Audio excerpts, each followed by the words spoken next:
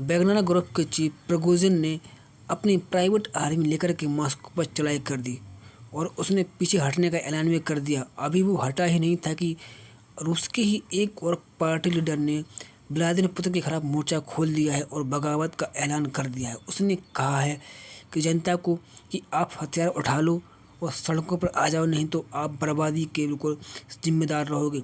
कौन है ये व्यक्ति, क्या है, आइए हम इसके बारे में आपको बताते हैं और इसने और क्या क्या कहा है वही भी हम आपको बताते हैं। चलिए हम शुरू करते हैं।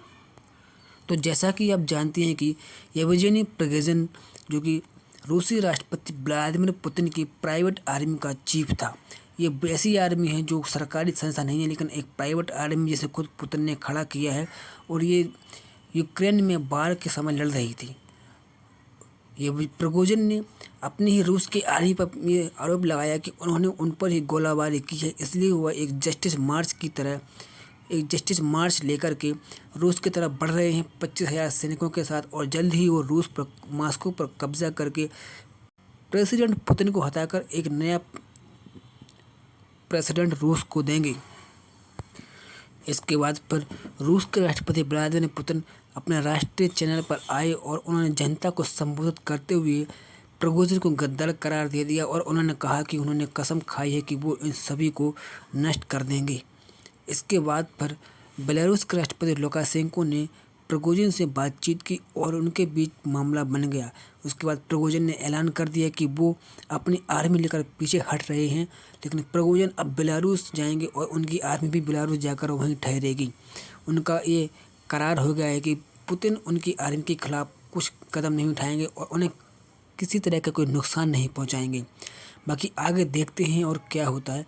लेकिन जैसे ये सारी बात चल रही थी तो उसी बीच रूस के अपोजिशन पार्टी के लीडर मिखाइल खोदोरोवस्की ने रसिया के लोगों से एक ऐलान कर दिया और उन्होंने कहा कि अब समय आ गया है कि लोग अपने हाथों में हथियार उठाकर इस तानाशाही के खिलाफ सड़कों पर आ जाएं।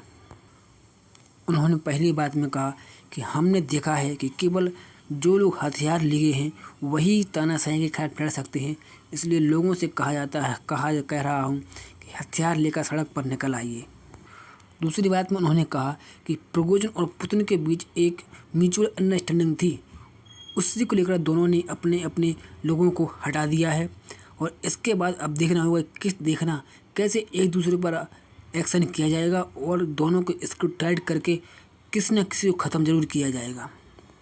उन्होंने कहा इसलिए अब हमारे पास एक छोटा मौका हाथ में आया है जब आपको अपने हथियार उठाकर सड़क पर आने हैं, क्योंकि हम देख रहे हैं कि हर जगह बहुत भारी तनाव बना हुआ है और सिक्योरिटी कंट्रोल के हाथ में कानून व्यवस्था नहीं है। इसलिए अब आप हथियार लेकर के सड़कों पर आ जाइए।